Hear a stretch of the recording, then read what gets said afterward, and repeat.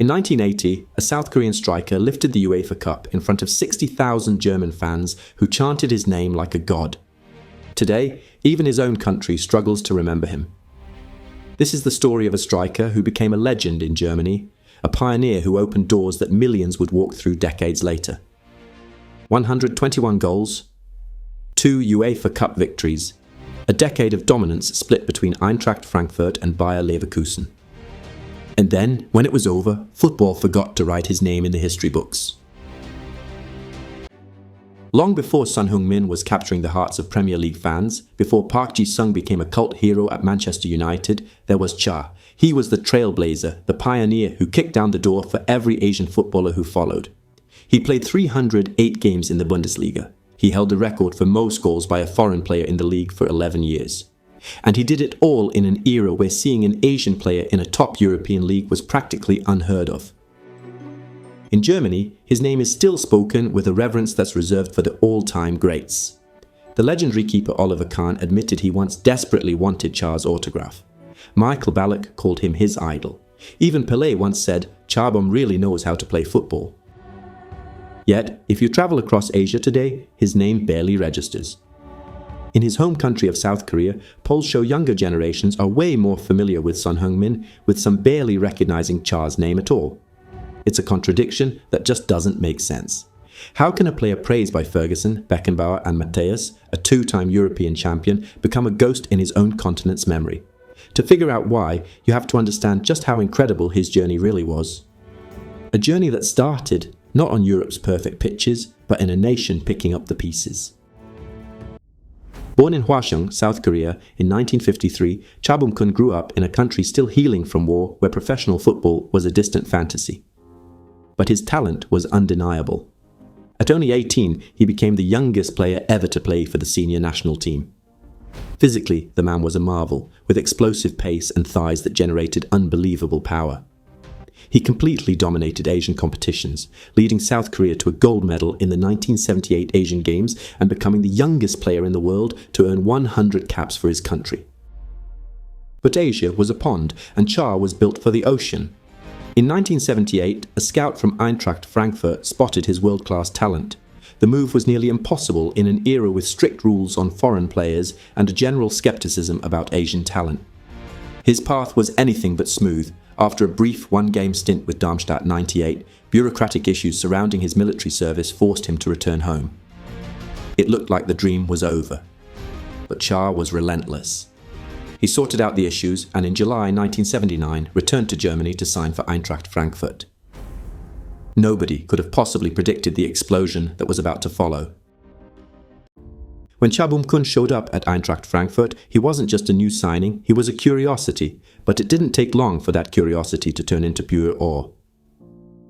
He made an immediate impact, scoring in 3 straight games early in the season. German fans, struggling with his name, gave him a nickname that perfectly captured his style. Shaboom, a nod to the thunderous power behind his shots. His first season was legendary. In the 1979-80 UEFA Cup, Frankfurt came up against Alex Ferguson's tough Aberdeen side. Ferguson later confessed Cha was the one problem they just couldn't solve. Cha scored against them and stayed in brilliant form, finding the net against Dinamo Bucharest and Feyenoord as well. Frankfurt battled their way to an all-German final against the defending champions Borussia Mönchengladbach.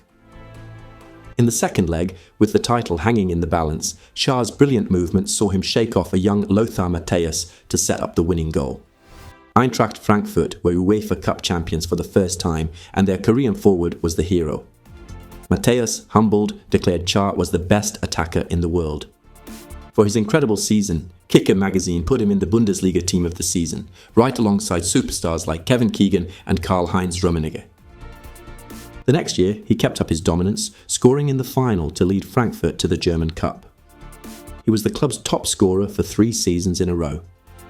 In 122 Bundesliga matches for Frankfurt, he banged in 46 goals. He wasn't just another player, he was, as the club later called him, a pillar of Eintracht. But the club ran into financial trouble, and in 1983 they sold Cha to a team that was at the time a pretty small fish in the German football pond, Bayer Leverkusen.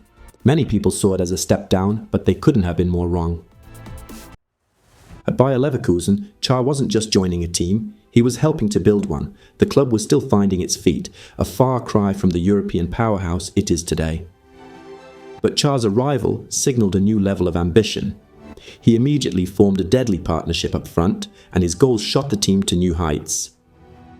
His 1985-86 season was his personal best, scoring 17 league goals and firing Leverkusen into the UEFA Cup for the first time in their history. He was once again named to the Bundesliga team of the season.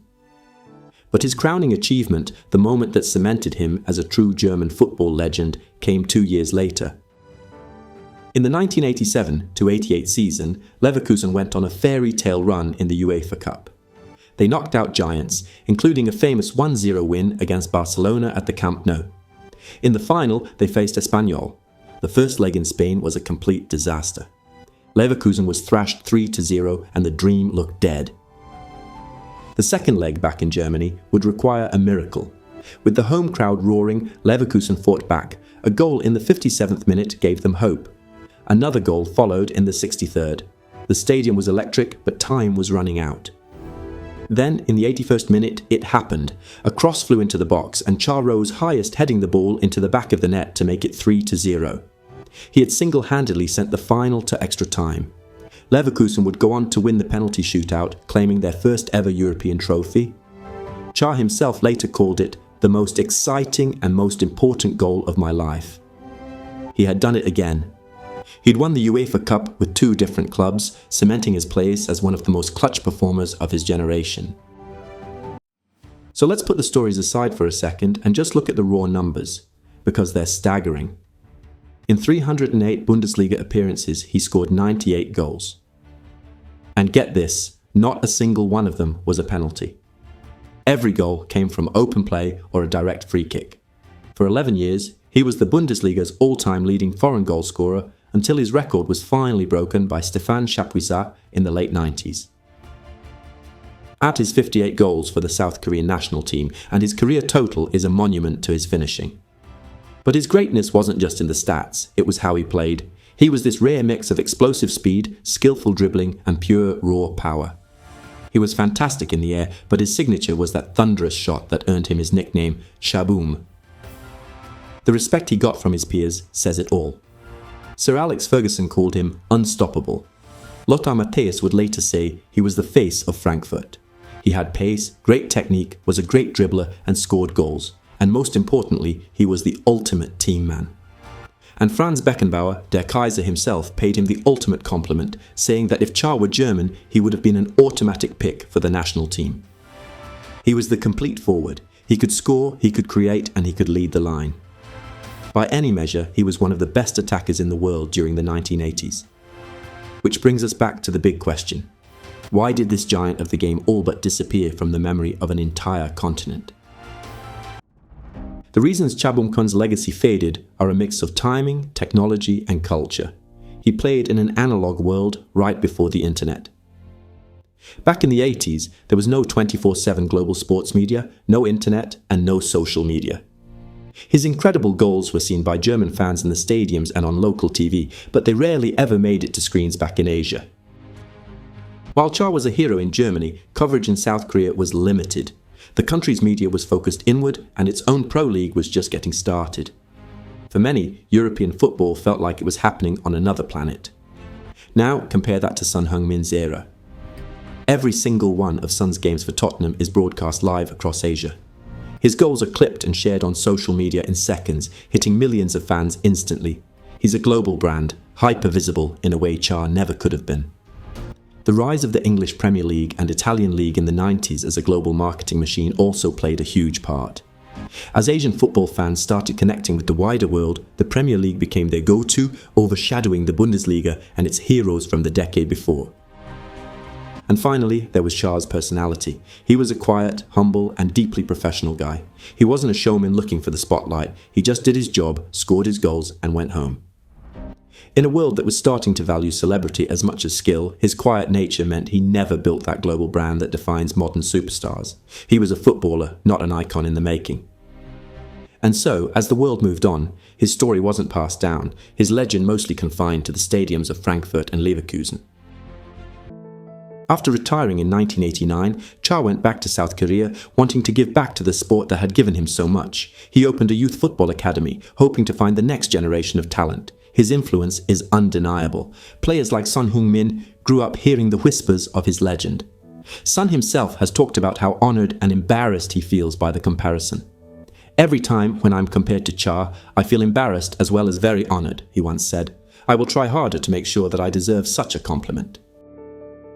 Cha laid the foundation. He proved that an Asian player could not only survive but dominate in one of the world's toughest leagues. He carved the path that Son, Park Ji-sung, Kim Min-jae and others would one day walk down.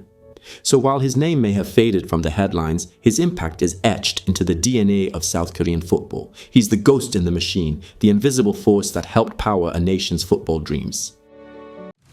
So what would Cha Bum-kun be worth in today's football market? It's impossible to know for sure, but a prime Cha, a powerful, two-footed forward who guarantees goals and European trophies, would easily command a very large fee. He'd be a global icon, with his face on billboards from Seoul to Berlin. But maybe his story is more powerful. Precisely because he isn't that. He's a reminder that greatness isn't always measured in social media followers or sponsorship deals. It's measured in the respect of your peers, the roar of the crowd, and the trophies you lift. Cha Bum-kun was a pioneer, a trailblazer, and for a decade one of the very best footballers on the planet. He is the legend that a continent forgot, but one that football should always remember.